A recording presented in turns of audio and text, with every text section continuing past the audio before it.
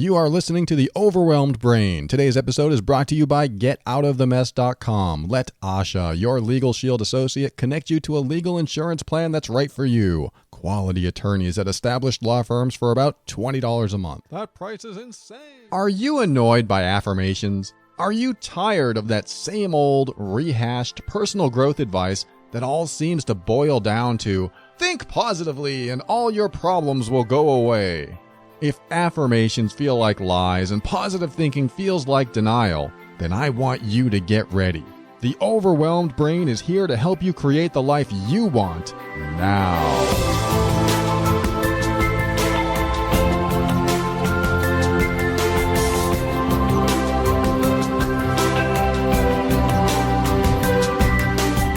Hello, this is Paul Coliani, personal empowerment coach and host of The Overwhelmed Brain. This is the personal growth show for all you critical thinkers out there, and everyone else too. On every episode, we'll talk about practical, down-to-earth steps to help you improve your mood and keep you sane in this powerful journey we call life. I want to help you bridge the gap between your emotions and reason, causing you to discover why you do the things you do and what you can do to reach higher levels of happiness and lower levels of stress and overwhelm. Everything I talk about on this show should not be mistaken for actual medical advice or treatment and is intended to be for informational and educational purposes only. Always consult a medical professional before making any changes to your medical treatment. What you'll find here is an increase in your emotional intelligence, a strengthening of your self-worth and self-esteem, the motivation to be your authentic self, and the forward momentum to help you learn, heal, grow, and evolve. All right, I'm going to jump right into an email that I received from someone I'm going to call Wanda. And Wanda says, "Hey, Paul, I absolutely love your podcast. I've dealt with anxiety and depression for a while now, and your podcast has really helped me deal with some of my issues. There's one thing that has me stuck. I'm in a relationship with a man that I love very much. When we first started dating, I felt things I never felt before. He, of course, isn't perfect. He has a child, and the child's mother is rather unstable. Through your podcasts, I've been able to deal with some of my emotions surrounding this situation, and I feel like I'm in a better place with the whole thing. However, I still feel myself thinking about this woman often. It's like my go-to state of mind is to think about her. I don't often worry about her anymore. Rather, my brain just thinks about her name, almost like a nervous tick. I feel a little bit crazy for this, and I'm not sure how to stop it. It's like the more I want to stop this behavior, the more it happens. I'm hoping you have some advice for me. Thanks." All right. Thanks, Wanda. Thanks for sharing that and asking that question. I think it's a great topic to open the show with and talk about. And what I want to do is let's give this woman a name because we're going to play with this thought for a moment. I'm going to call this woman Jackie, this woman that your mind goes to. If her real name is Jackie, I'm sorry, I didn't know, but let's just call her Jackie just so I can call her something while I talk about it. So your question is very valid. Like you keep thinking of someone, and it's not like driving you insane, but it sort of is, and it's like a nervous tick, like you said. Like, boom, there's her name. There's Jackie. Boom, there's Jackie. Hey, I'm washing dishes, and there's Jackie. So where I go with this is that there's usually a resistance, and you've probably heard me say before if you've been listening to the show, and you've heard this all over the world, that what you resist persists. So I like to go in the opposite direction of resistance and welcome instead. But I also like to do something with what I welcome. So in your case, you have someone that we're calling Jackie that keeps popping in your mind. And you're like, I don't want this woman to pop in my mind, but she does. And on top of that, your husband has to probably deal with her too, because they share a child together. So she is going to pop in your mind, just like my girlfriend's ex-husband pops in my mind every now and then. It's because there's still a connection, because she is also sharing custody with her ex-husband. So there's a connection. There's no way out of that. So I think step one for you is to accept that there's a connection and there's no way out of it. Ever. I'm not saying that it's 100% true that there's never not going to be a connection, but just come to an acceptance in yourself that there will never be a disconnect, that there will always be a connection, that she will always be in your life as long as your husband is in your life. They made a child, and I assume, or maybe I'm wrong, but they probably share custody, or at least communicate about that child and have to arrange things for that child. I don't know your whole situation there, but one way or another, she's connected to you through him. So there has to be an acceptance.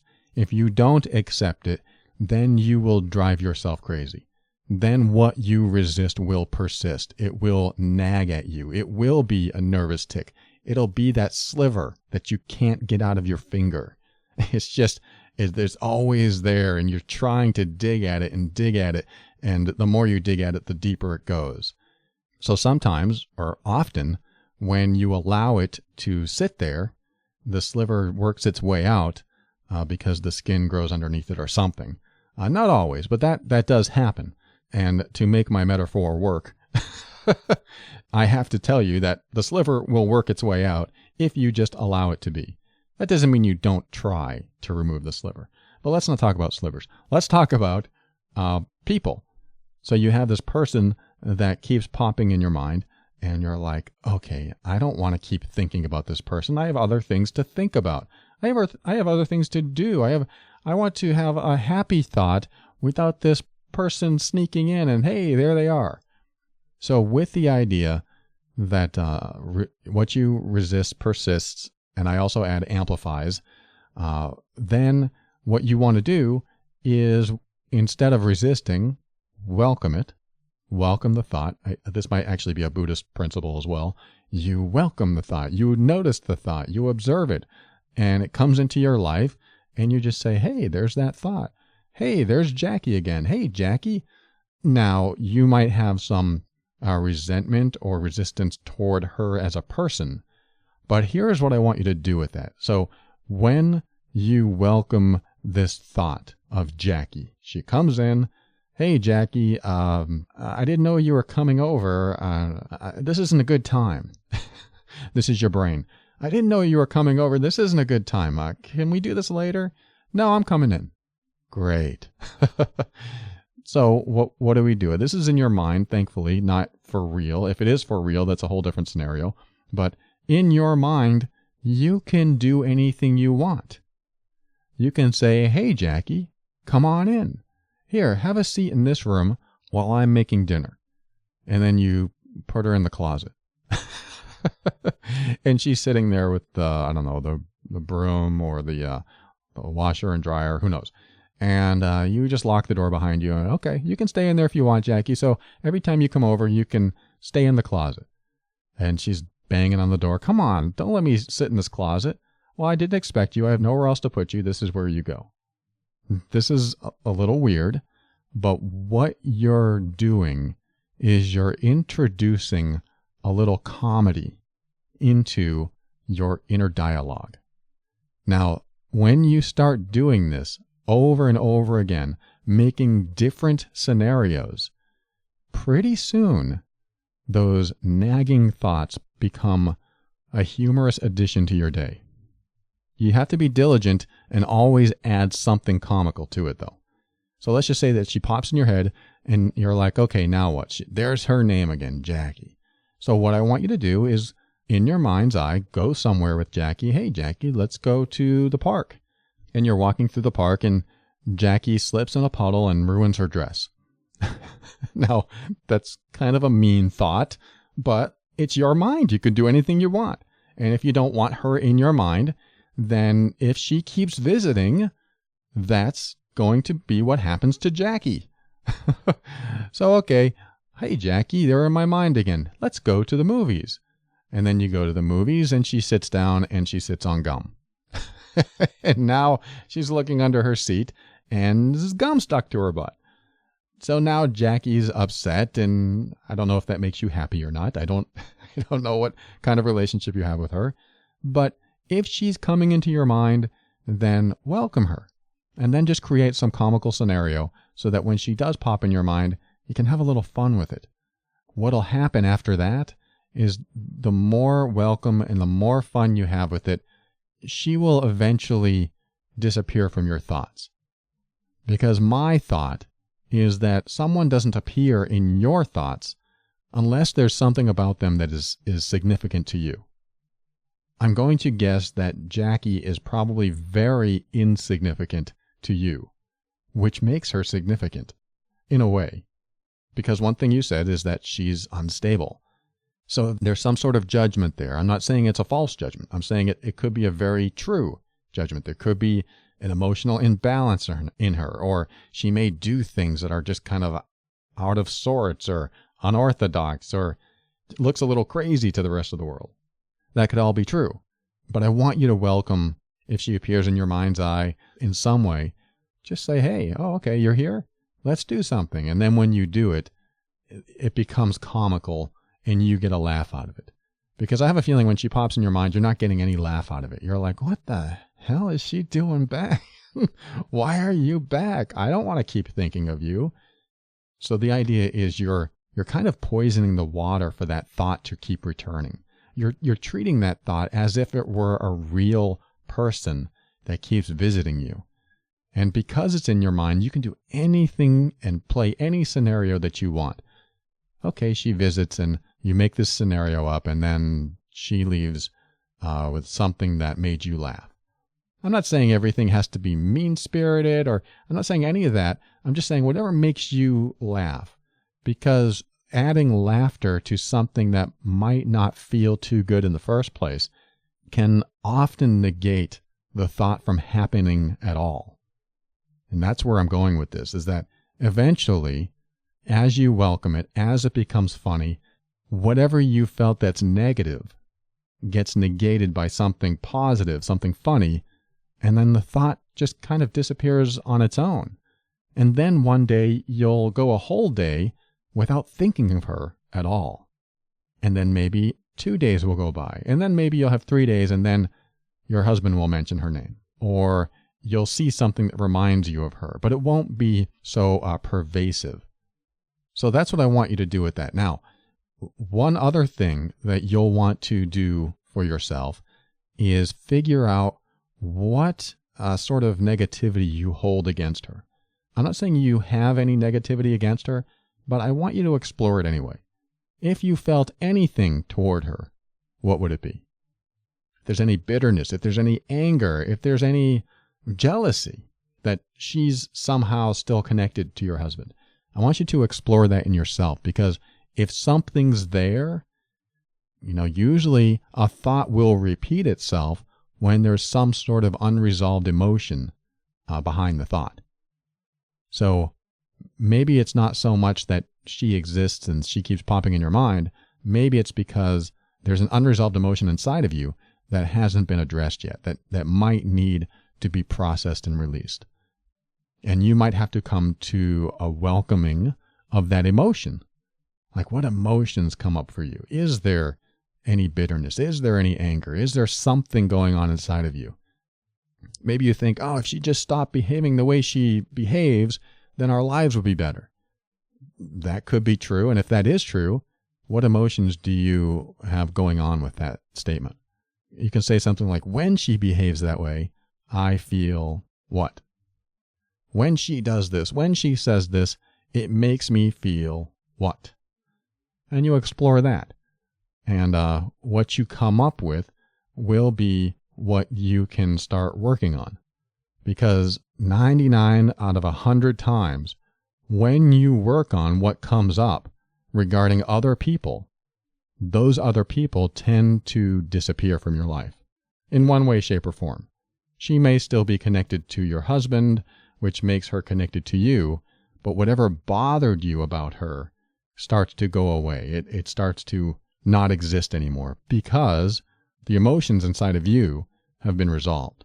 That's a great way to approach this as well, is that if all that other stuff I talk about fails, then explore that emotion and try to figure out what you're feeling inside, because there may be something that you need to address.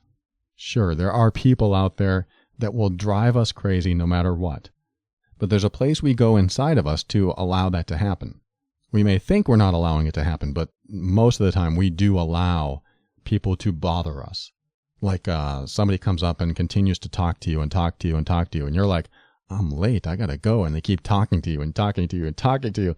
And then you're like, I'm looking at my watch and this person's not getting it. And I'm trying to give them every signal. And then I even said, I gotta go. And they're like, okay, before you go, let me tell you this other thing. And talking to you. And then pretty soon you're really bothered. But is it them that's bothering you? Or is it your inability to honor your personal boundaries to the point where you can be very clear about what you need to do and how someone else is violating your time or violating your personal space or whatever they're doing? Is it really them? Or is it them triggering something in you that you need to process, that you need to strengthen, that you need to work on? You'll often find that, especially when someone's name keeps coming up in your head. So all these things that you can do, Wanda, did I call you Wanda? All these things that you can do that will give you some tools to work with so that maybe Jackie just kind of fades away. Now, if she's in your physical presence a lot, you might see her more often. But like I said, after you process some of the emotions inside of you, then her presence, even physically close to you, as long as she's not physically touching you or something, but even her proximity won't affect you at least as badly when you work on this stuff in yourself. At least that's the goal, is you get to a point where you can be close to someone and them still not bother you. You still may not like them, and you're allowed to. You're allowed to not like someone. But when they bother you to the point of you can't stop thinking about them, that's when you want to do something about it. You're just like, I got to get past this. And I get that. So I hope this helps, Wanda. Thank you so much for writing this. And let's get to our next segment, which I read another letter and see where we can go with it. Be right back.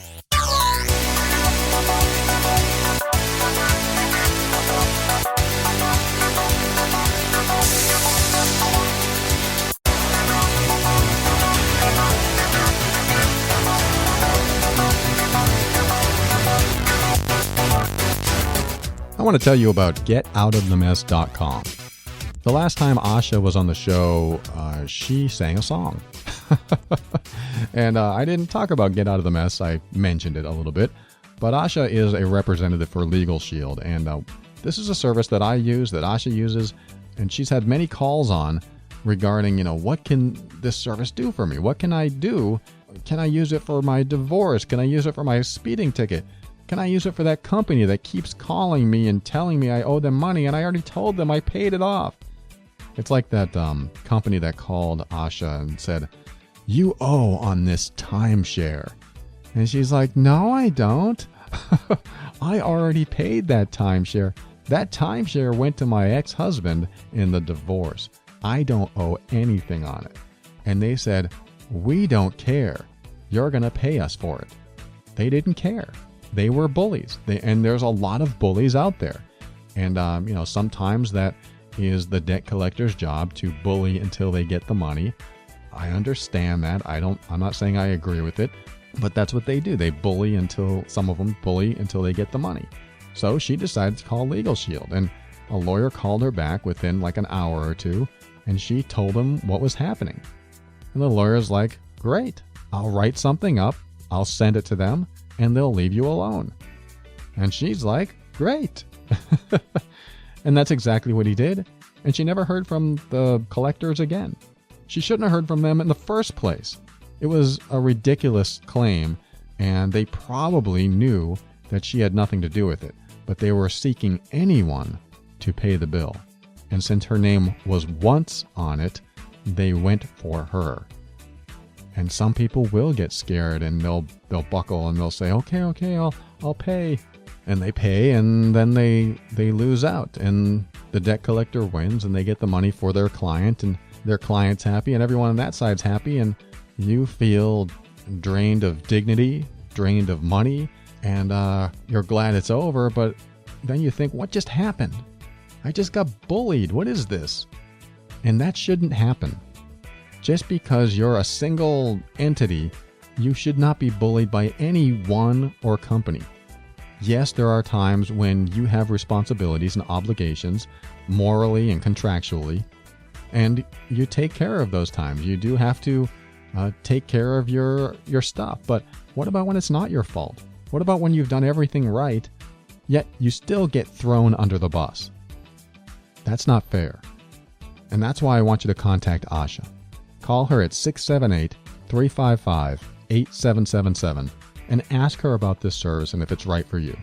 She can connect you with Legal Shield and get you a plan that works for you, your family, or if you own a business, you and your employees.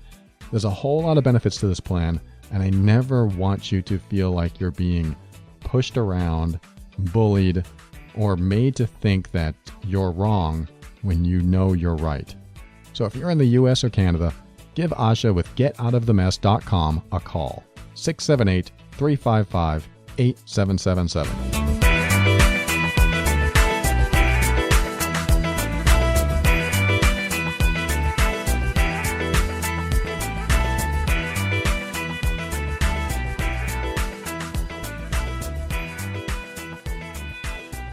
All right, welcome back. I'm going to read you another email. We're just going to get right into it.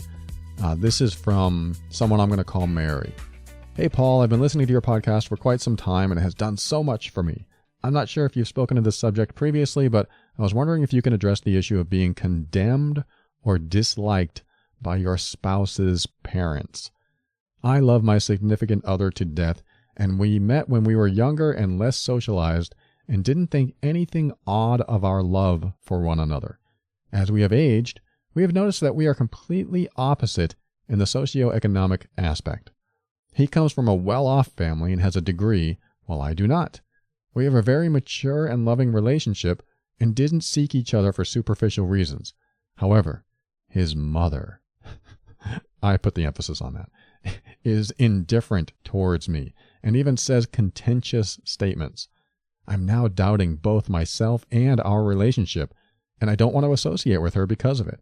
I feel as though everything I do is magnified, and any and all mistakes would further contribute to the idea that I am unfit for her son. He reassures me that he would never marry a woman just because of a degree or money, and he says he loves me for me. I believe we have both overcome our own narcissism and see each other for who we are, but I'm afraid our relationship will continue to be vilified for shallow reasons. How can I cope with feeling invalidated by his family? Thank you so much. All right, Mary, that is an excellent question. I'm glad you asked it. One, because I want to see if I can help you. And two, because it's just a great subject matter to talk about, because I'm sure somebody in the listening audience has had to deal with this or is dealing with it right now. And if that's the case, this is for you. First thing I want to comment on is when you are in a committed relationship, a marriage, or you've been together a long time, when there's a commitment and you love your partner and your partner loves you back and you want to be together for as long as you can possibly be together, then what you're creating is a family. Even if it's just the two of you, it's your family. It's you and your partner and or your kids. And when you create a family, you create a unit. You create a structure, a foundation. And that foundation, in order for your marriage to progress and continue to be strong and healthy, then you must protect the foundation. You have to protect that commitment or marriage foundation. If you don't, or if one of you doesn't, then the relationship goes rocky. It starts to list like a ship sinking. It starts to list. And when that happens, things get worse. They don't get better because one or both of you is helping to sink the ship. Now, what I'm about to say is a personal opinion, and it may not be acceptable to some people. It may be downright disagreeable to some people, but this is where I go when it comes to your partner's parents or anyone in your partner's family that seems to not support or interfere in some way. Your responsibility is to your partner. Your partner's responsibility is to you. Both of your responsibility is to your foundation. Both of your responsibility is to the relationship. So what does that mean? That means if someone comes along and tries to set your foundation on fire, do you allow it to happen?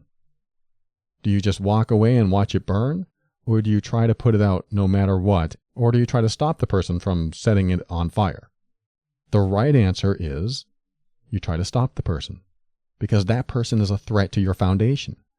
That person is trying to crumble your foundation, burn it down. And when someone threatens your foundation, your relationship suffers. So where am I going? I'm going in the direction of when someone has a family that disagrees with your relationship, that person has to choose a side. Again, this is probably advice that won't be popular, but this is my opinion. For example, if my mom hated my girlfriend and she said disparaging things and she said abusive things, and when she talked to my girlfriend, she made her angry and just made her feel bad about herself. What I would do is say, Mom, you need to back off. This is my girlfriend you're talking about. This is my life. This is my family. I love you, Mom, but if you don't love her, you can feel that way if you want, but don't threaten my happiness. Don't threaten my relationship. Don't threaten my family. That's where I go with that. And I think that's where your husband should go with it too. There's not much more I can say on this. That's truly the end-all be-all. If your husband doesn't want the relationship to falter and fail and crumble to the ground, he has to protect the foundation. And I would say the exact same thing for you. If your family said anything bad about your husband or put your husband down or made him feel bad or disparaged him, I would tell you to tell them to back off.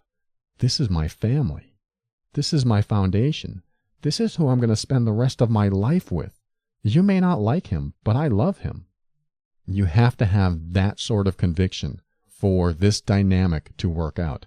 Otherwise, it doesn't work out. If your husband is afraid to face his family, then your relationship will crumble. Again, this is my opinion. I'm not saying this will absolutely happen, but I can tell you that if he takes a stand and says, hey, back off. This is my wife you're talking about. This is my wife you're talking down to. This is my wife you're abusing. You are threatening my relationship.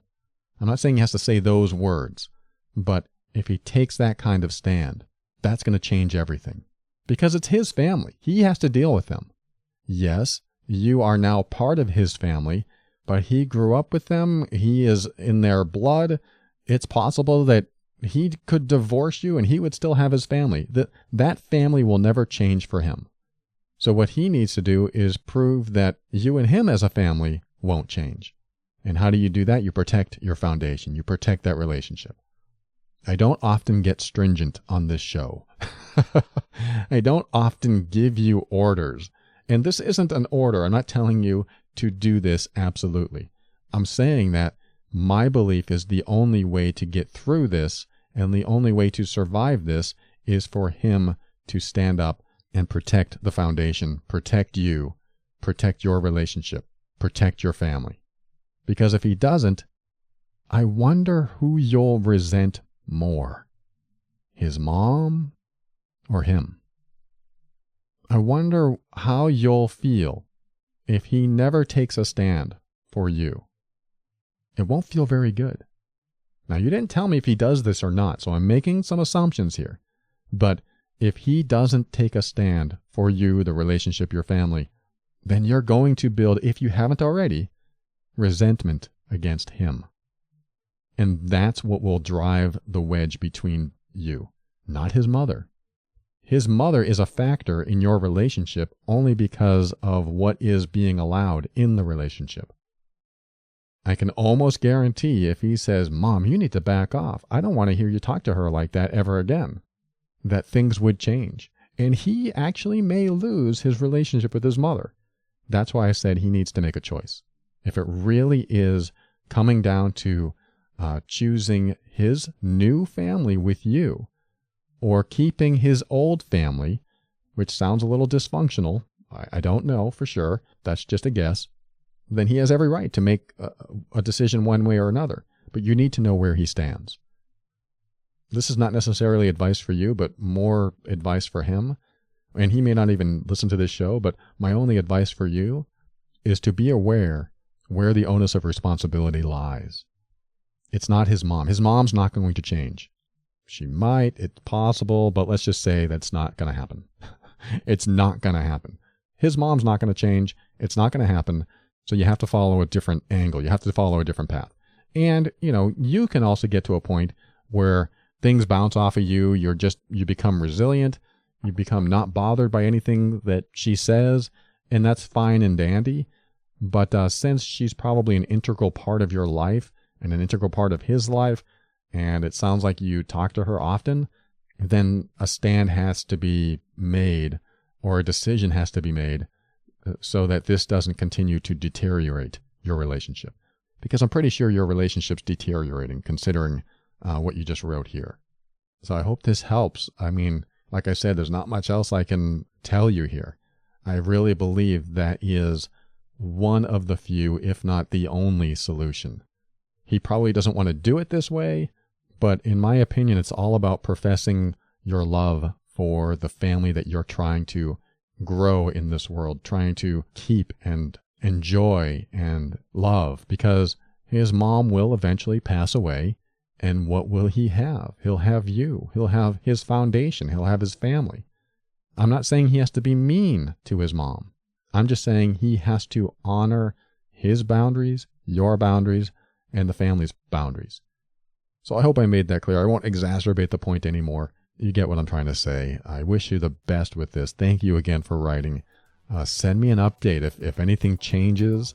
If your spouse accidentally hears this show because you accidentally uploaded it to his phone, just let me know, and I hope things go well for you. Thank you again. We'll be right back.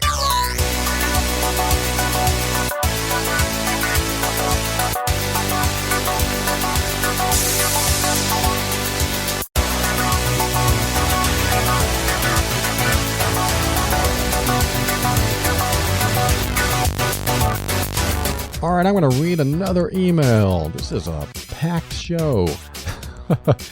This is from someone I'm going to call Abby. Abby says, I've been listening to your show for quite a while, and today I listened to an episode that I really connected with at a time that I was most receptive. I have a couple questions for you that I was hoping you could shed some light on.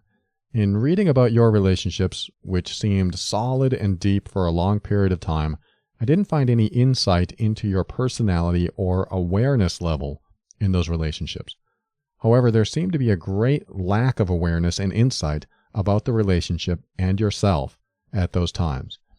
What insights have you gained about the relationships and your relationship insecurity interactions since these relationships occurred? I would appreciate your insights. Abby.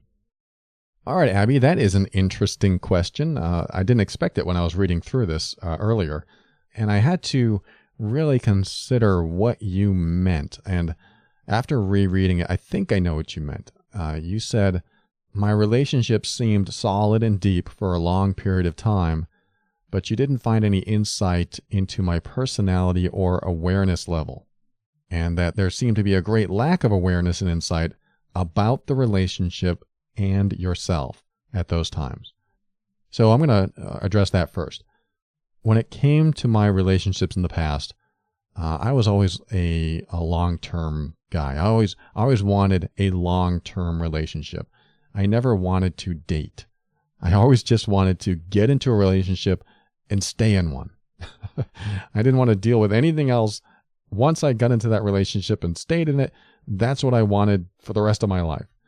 So my personality back then was absolutely loyal and dedicated and making sure that I did everything right so I wouldn't lose the relationship.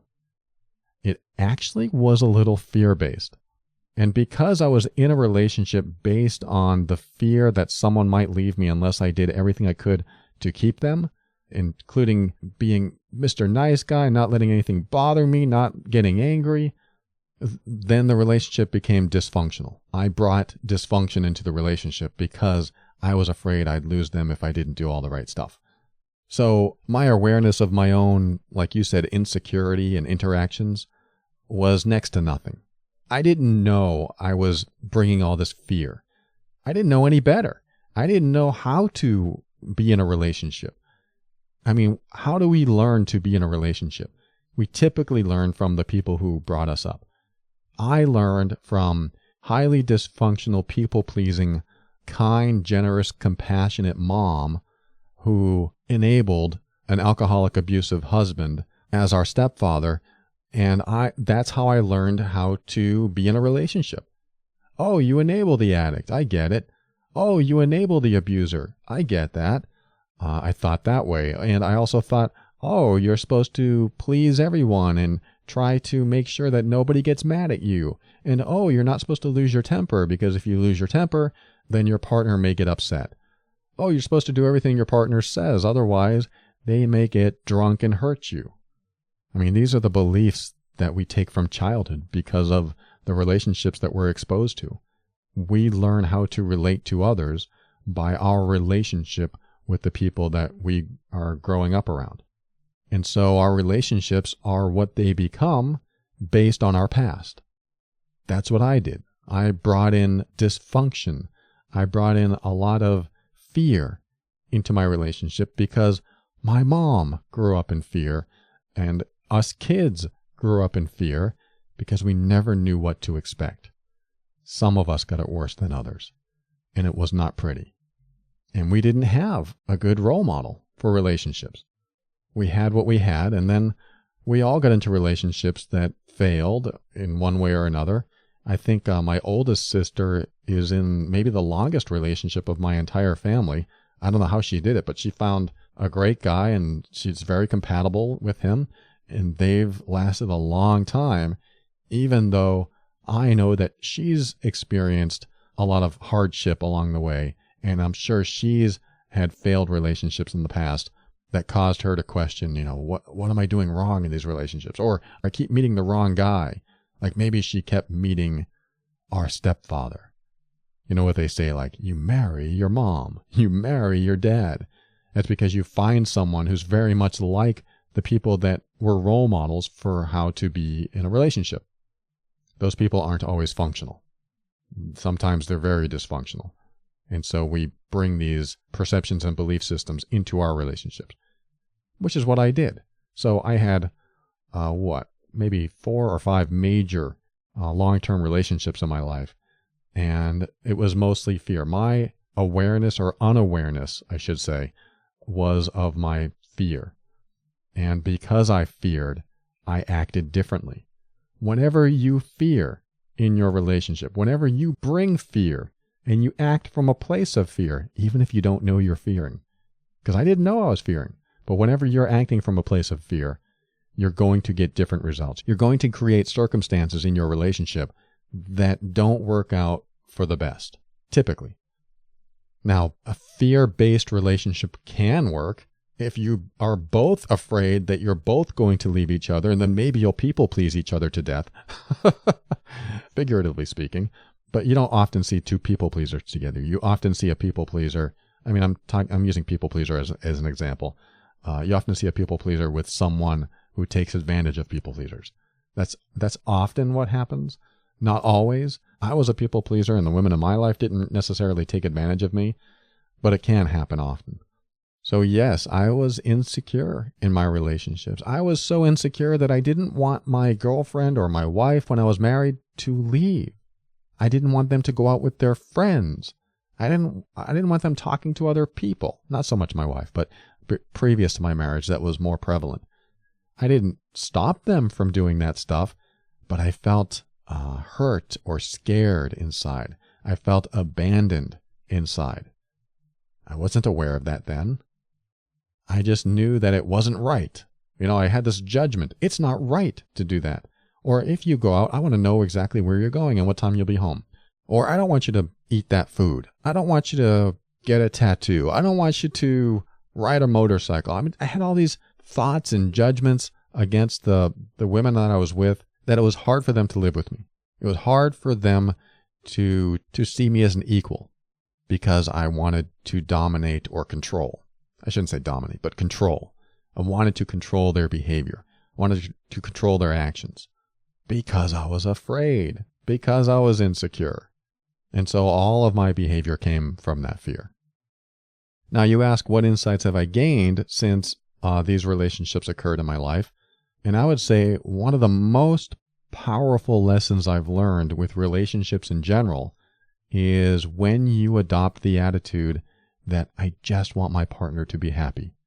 When you adopt that philosophy, relationships go so much better. They go so much smoother. That way, whenever I have some sort of disagreement in my mind with anyone I'm with, if I fall back on my philosophy and go, I just want that person to be happy, then that disagreement in my mind usually disintegrates. Like if my girlfriend told me something that I completely disagreed with and I didn't want her to do, I would certainly talk about it and say, hey, I'm not comfortable with that. I won't stop you from doing that, but I certainly won't like it. Because, I have an opinion and I want to express it, and this is my family, and I want to have a say in what comes in the family. But if I saw that it would really make her happy, then I would fall back on that philosophy. Now, that doesn't mean that if she did something so disagreeable with me that I had to stay, it doesn't mean I have to stay. It just means that I'm not here to make her miserable. I'm here to make her happy. I'm here to support her happiness. Now, when this works best is when your partner sees the same and feels the same way about you. When your partner looks at you and says, wow, I want you to be happy too. Then when you have a disagreement with your partner, they're going to go, wow, if that would make you unhappy if I did it, then I don't want to do it. I don't want to make you unhappy. So if my girlfriend said, wow, that would really upset you, wouldn't it? I'd be like, yeah, probably would. Then my hope is that she would say, then I won't do it. I mean, she may not, and I'm not going to force her to say that, and I don't expect one way or another, but I would hope. I can have this hope that she would see something that upset me, and then she would go, wow, that really upsets you, so I won't do that anymore. And that can make a relationship work well, because you're supporting each other's happiness. You're supporting each other's path to happiness. And when that's in a relationship, that's when I find it works best.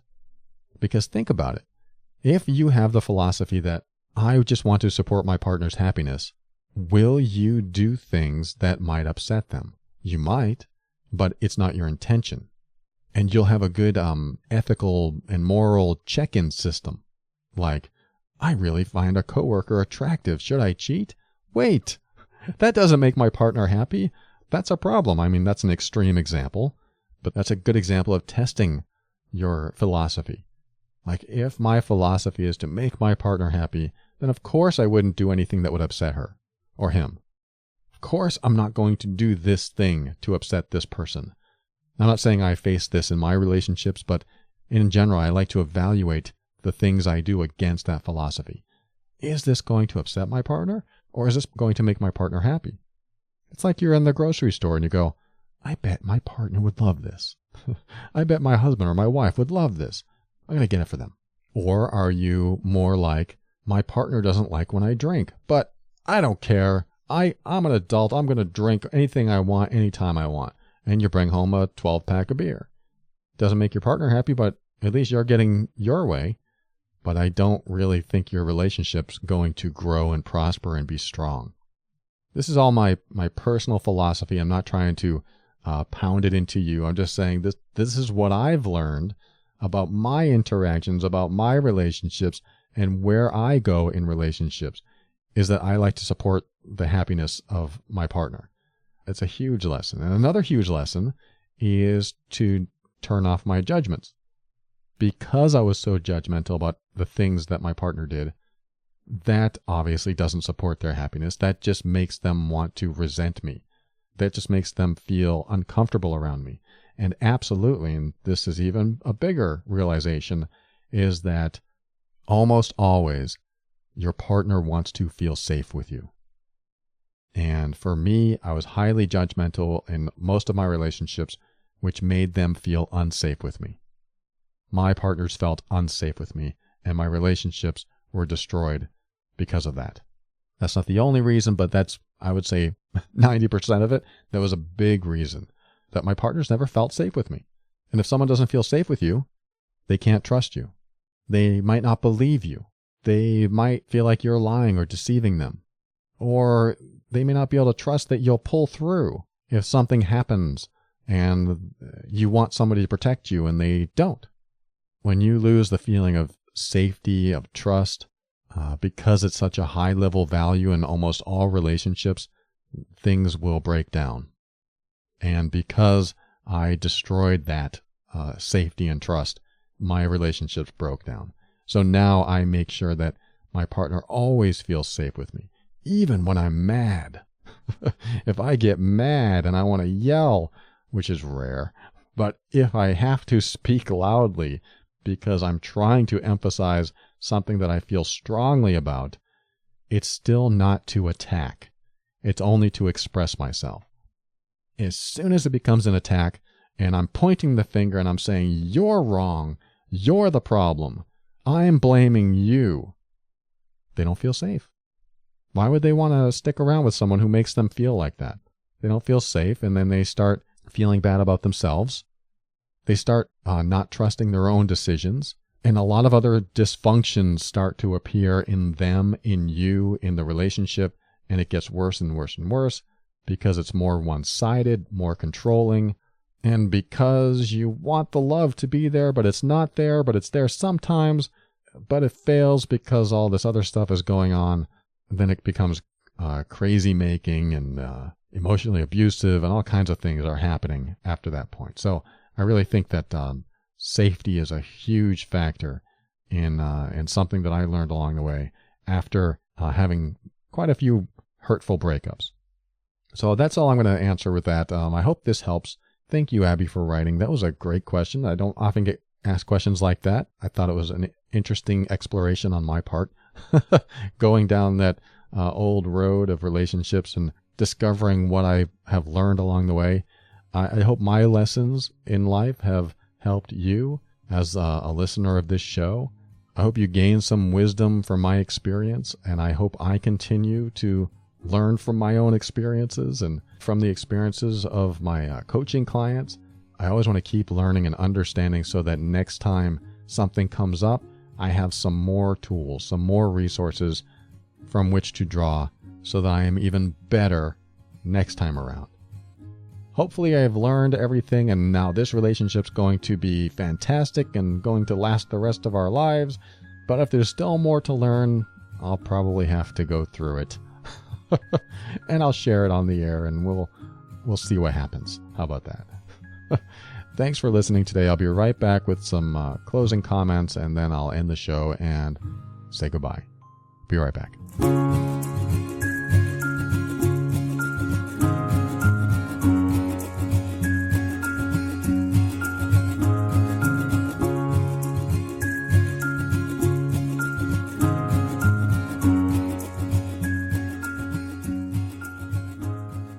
Thank you for listening to The Overwhelmed Brain. I want to thank two people that left reviews in iTunes.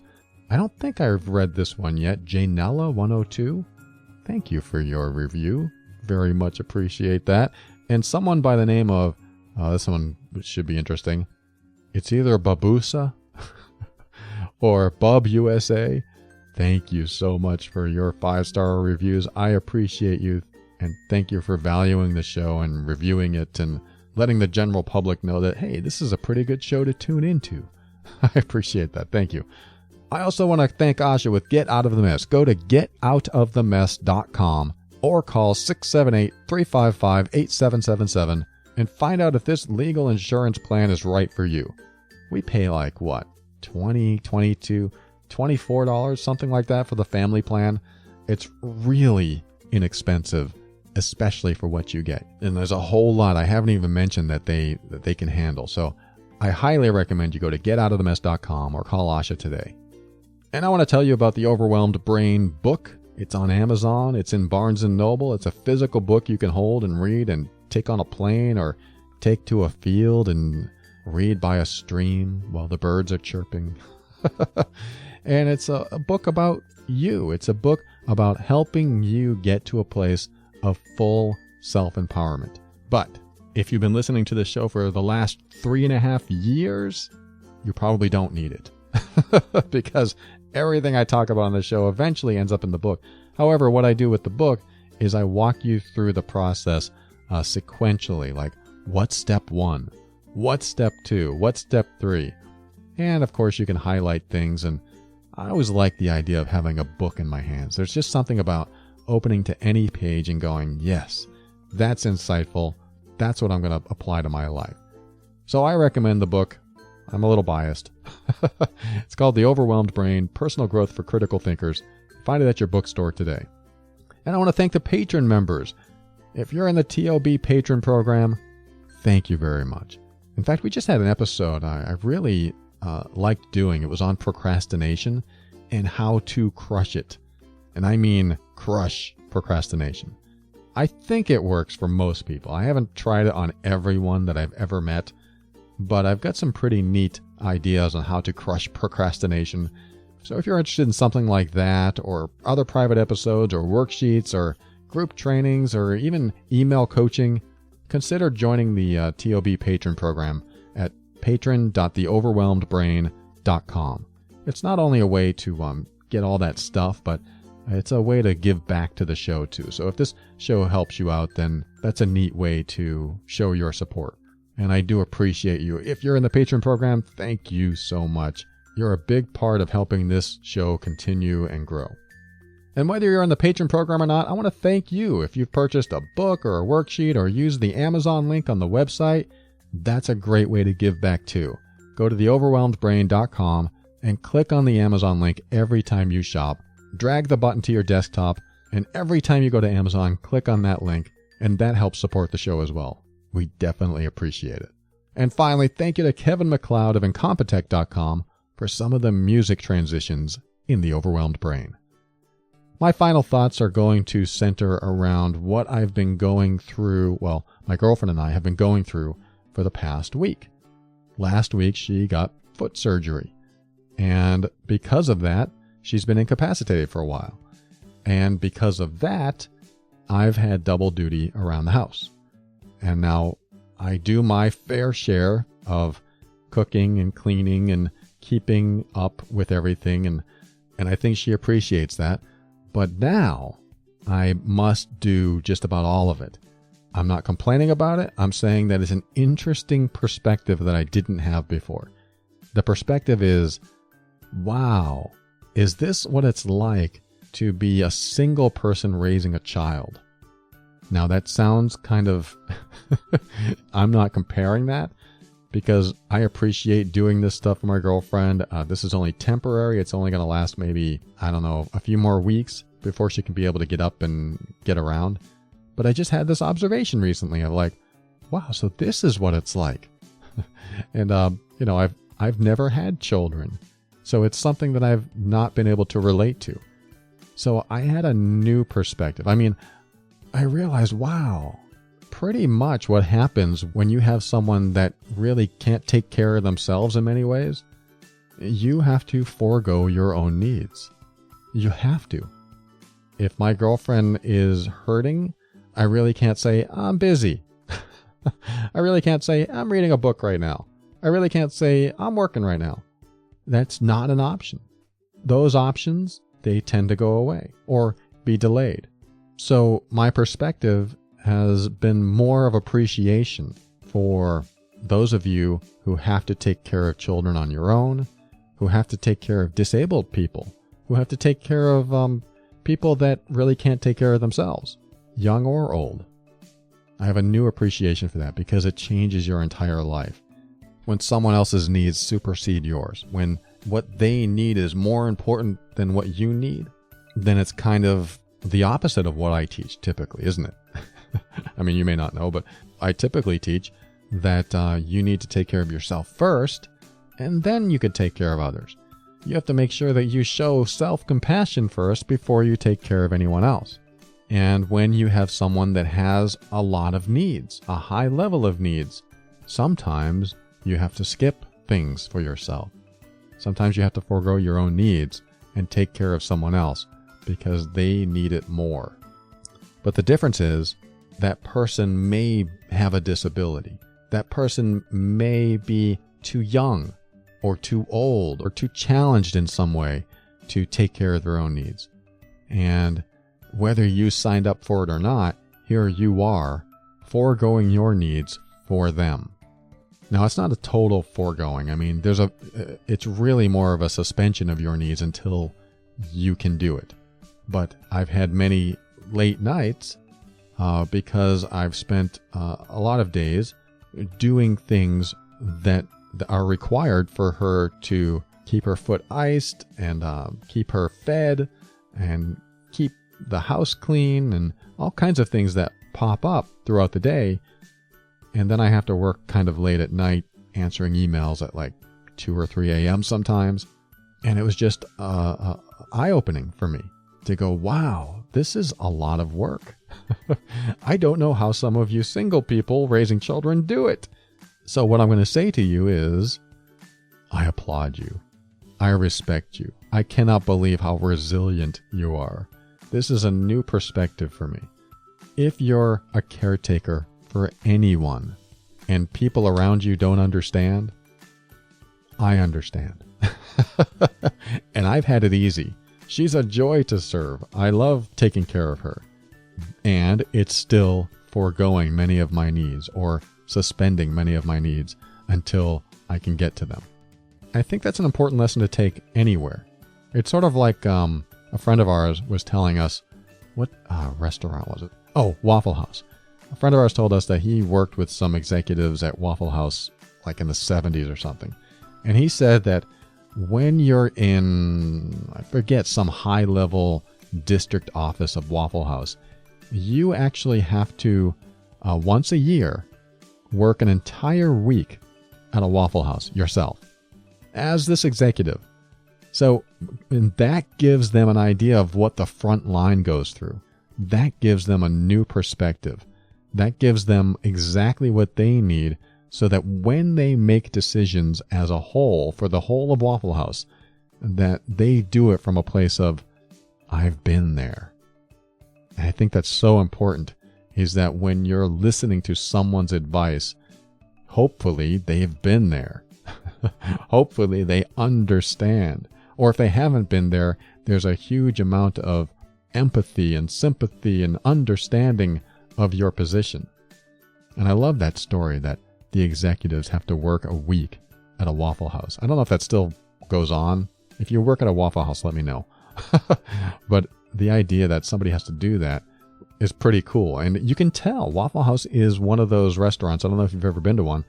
It's one of those restaurants that is a finely tuned machine. You can tell they've really got it down on getting people served, on cooking things in a certain way. I mean, you can see people cooking. It's like they're right there out in the open. And that gives that feeling of safety I was talking about, right? You feel safer when you can see your food getting cooked. Like, what are they doing to my food in the back room? I don't know if you've ever had that thought, but I have.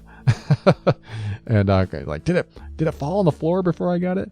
Well, at Waffle House, you see if food falls on the floor or not, so you feel pretty good knowing that you're getting food straight from the grill.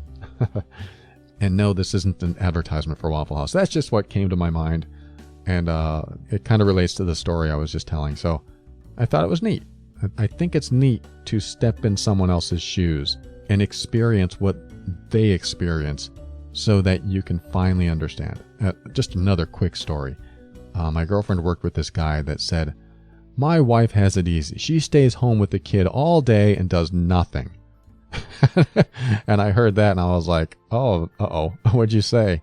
She's like, I didn't say anything. He has no idea. He has no idea what it's like. And even I was aware enough to know that it's a full-time job already, but I wasn't aware enough to know that It's a full-time job, plus you can't meet your own needs most of the time. I was like, whoa, that's new information for me, like I said, that I just learned recently.